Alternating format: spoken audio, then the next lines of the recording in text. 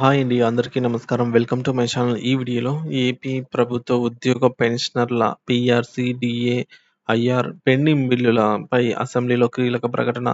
పూర్తి తాజా సమాచారాన్ని అయితే వీడియోలో తెలుసుకుందాము. వీడియోని ఎక్కడే గాని స్కిప్ చేయకుండా ఎండ్ వరకు చూడండి. అప్పుడు ఇన్ఫర్మేషన్ పూర్తిగా అర్థమవుతుంది. వీడియో చూస్తున్న ప్రతి ఒక్కరు వీడియోకి లైక్ చేయండి ఫ్రెండ్స్. ఈ వీడియోని తోటి ఉద్యోగ పెన్షనర్ మిత్రులతో అయితే షేర్ చేయండి. కొత్తగా మన ఛానల్ చూస్తున్నవారు సబ్స్క్రైబ్ చేసుకోకుంటే వెంటనే మన ఛానల్‌ని సబ్స్క్రైబ్ చేసుకోండి. దీని ద్వారా నేను చేసే లేటెస్ట్ వీడియోస్ అన్నీ మీ వరకు రీచ్ అవుతాయి. ఇక ఆలస్యం చేయకుండా వివరాల్లోకైతే వెళ్ళిపోదాము. ఫ్రెండ్స్, ఏపీ ప్రభుత్వ ఉద్యోగ పెన్షన్ల పీఆర్సీ, డీఏ, ఐఆర్ మరియు ఇతర పెండింగ్ బిల్లుల సంబంధించి అసెంబ్లీలో కీలక చర్చ అయితే నడిచిందనమాట. సో, అదేంటో ఇప్పుడు ఆ వీడియో ఏదో చూసేద్దాము.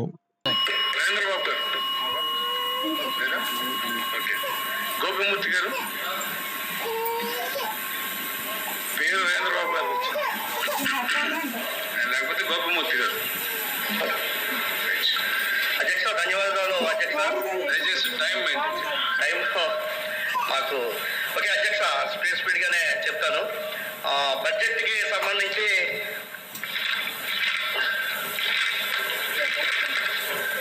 32,22,359 బడ్జెట్ ప్రవేశపెట్టడం జరిగింది అధ్యక్ష. అయితే బడ్జెట్కి సంబంధించి మన వాస్తవ ఆర్థిక పరిస్థితికి దూరంగా ఉందనేది పీడిఎఫ్గా మా అభిప్రాయం అధ్యక్ష. కేటాయించినటువంటి కేటాయింపుల్లో ఏదైతే ఎలక్షన్కి ముందు ఈ రాష్ట్ర ఉద్యోగ ఉపాధ్యాయులు కూడా ఈ ప్రజల్లో ఒక భాగమే అధ్యక్ష. అటువంటి సందర్భంలో ఉద్యోగులకి సంబంధించి 2003 జూన్ నెలతో 11వ పీఆర్సీ అయిపోయింది అధ్యక్ష. 12వ పీఆర్సీ 2023 జూలైతో అమలు చేయాలి. గత ప్రభుత్వం ఏదైతే ఉందో ప్రభుత్వం ఉపాధ్యాయ ఉద్యోగుల యొక్క ఆర్థిక మూలాల మీద దెబ్బ కొట్టిందని కూడా ఈ సందర్భంగా తెలియజేస్తా ఉన్నాను. అటువంటి సందర్భంలోనే ఈ రాష్ట్రంలో ఉన్న ఉద్యోగ ఉపాధ్యాయులు వచ్చే ప్రభుత్వం మీద అనేక ఆశలు పెట్టుకుని వాళ్ళందరూ కూడా ప్రభుత్వాన్ని అధికారంలోకి రావడానికి కూడా ప్రయత్నం చేశారు. దాంట్లో భాగంగానే ప్రస్తుత ముఖ్యమంత్రి నారా చంద్రబాబు నాయుడు గారు కూడా ఉపాధ్యాయ ఉద్యోగులు పోస్టల్ బ్యాలెట్ చేసే సందర్భంలో నా కడుపు నిండిపోయింది, నాకు వన్ సైడ్గా ఓట్లు వేశారని చెప్పారు. కానీ ఈ 8 నెలల కాలంలో ఈ రాష్ట్ర ఉద్యోగుల ఉపాధ్యాయుల కడుపు నిండిందో లేదో చూడలేదని చెప్పి ఈ సందర్భంగా నేను తెలియజేస్తా ఉన్నాను అధ్యక్ష. అది పీఆర్సీ అయితేనేమి పీఆర్సీ ఇవ్వాలా, ఐఆర్ ప్రకటించాలని చెప్పి గత ప్రభుత్వ కాలంలో 5 డిఏలు పెండింగ్ పెట్టి అదే పీఆర్సీ అని చెప్పి రివర్స్ పీఆర్సీ ఇచ్చినటువంటి చరిత్రని చూసాం.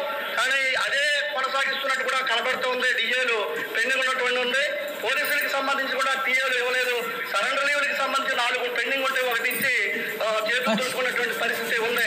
సరెండర్ లీవ్లు పెట్టుకుని నేనే ఉద్యోగం చేస్తున్నటువంటి సందర్భంలో 2-3 సంవత్సరాలు అయింది సరెండర్ లీవ్ పెట్టుకుని, ఇప్పటికి కూడా లేనటువంటి పరిస్థితి ఉంది అధ్యక్ష. అదేవిధంగా సిపిఎస్కి సంబంధించి కూడా గత ప్రభుత్వ సిపిఎస్ రద్దు చేస్తారని హామీ ఇచ్చి అధికారంలోకి వచ్చే 5 సంవత్సరాల్లో ఆ సిపిఎస్ అమలు చేయకపోగా సిపిఎస్ కోసం జరుగుతున్నటువంటి పోరాటాల్లో అనేక నిర్బంధాలు ఇచ్చినటువంటి పరిస్థితి ఉంది. కానీ ఈ ప్రభుత్వం వచ్చే కాలంలోనే ఈ కాలంలో మన విద్యాశాఖ మంత్రి గారు ఉన్నట్టు నారా లోకేష్ గారు కానీ లేదా డిప్యూటీ సీఎం గారు కానీ సిపిఎస్కి సంబంధించి ఒక మెరుగైనటువంటి పథకాన్ని మేము తీసుకొస్తామని చెప్పారు. కానీ ఈ 9 నెలల కాలంలో ఆ వైపు తీసుకురాలేదు. అయితే మన డబుల్ ఇంజిన్ ప్రభుత్వం అని చెప్పి చెప్తున్నటువంటి సందర్భంలో పైన 2004కు ముందు నోటిఫై అయినటువంటి ఉద్యోగులకి ఓల్డ్ పెన్షన్ ఇవ్వాలని చెప్పి మెమో 57 ఇవ్వడం జరిగింది అధ్యక్ష. అటువంటి మెమోని ఇంప్లిమెంటేషన్ చేస్తే 2003 డిఎస్సికి సంబంధించిన ఉపాధ్యాయులు వాళ్ళకి పాత పెన్షన్ వర్తిస్తారని కూడా ఈ సందర్భంగా తెలియజేస్తాను అధ్యక్ష. అదేవిధంగా డిఎస్సికి సంబంధించి 16,347 పోస్టులు భర్తీ చేసి మెగా డిఎస్సి చేస్తామని చెప్పి ఫస్ట్ సంతకం పెట్టారు. ఇప్పటి వరకు అది కార్యరూపం దాల్చలేదు. మొన్న విద్యాశాఖ మంత్రి గారు చెప్పారు మార్చి నెలాఖరికి నోటిఫికేషన్ వస్తుందని. దాంట్లోనే ఆర్ట్ క్రాఫ్ట్ పోస్టులు కూడా అనేక సంవత్సరాల నుంచి ఖాళీగా ఉన్నాయి, ఫిలప్ చేయట్లేదు. ఆ పోస్టులు కూడా డిఎస్సిలో ఫిలప్ చేసి ఇవ్వాలని చెప్పి కూడా ఈ సందర్భంగా తెలియజేస్తాం అధ్యక్ష. అదేవిధంగా ఇతర డిపార్ట్మెంట్లో కానీ లేదా యూనివర్సిటీలో దాదాపు 5,000 ప్రొఫెసర్ పోస్టులు ఖాళీగా ఉన్నాయి.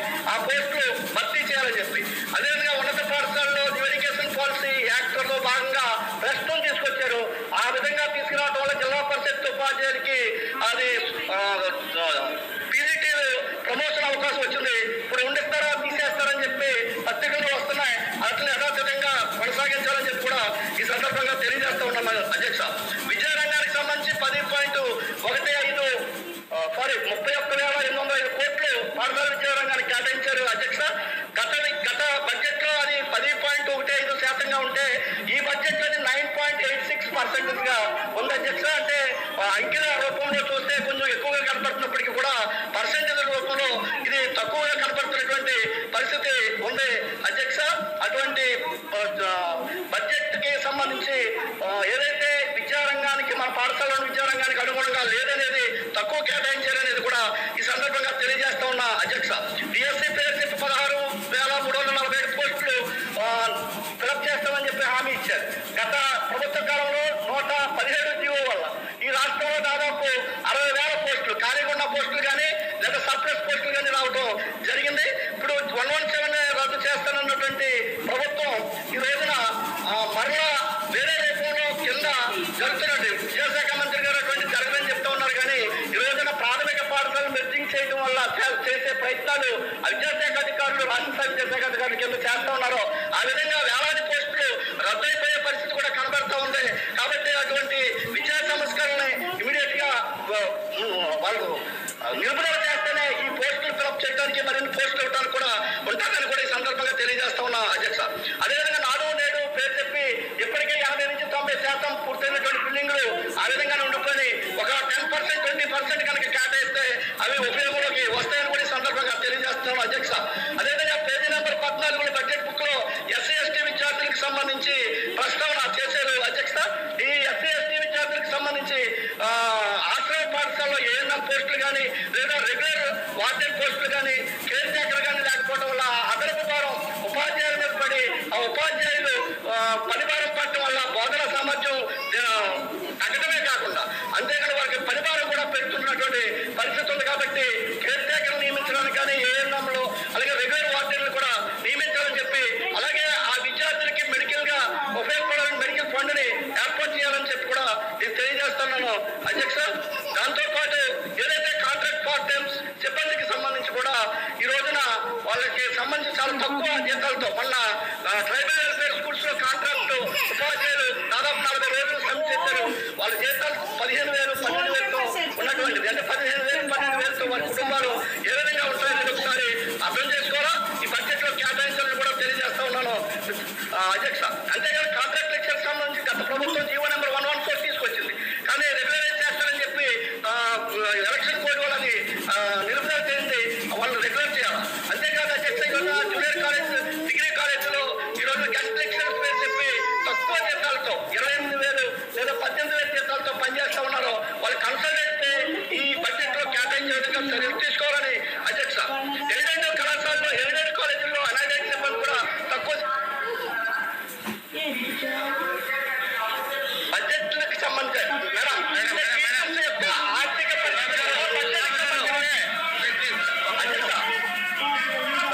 జీతాలు కూడా బడ్జెట్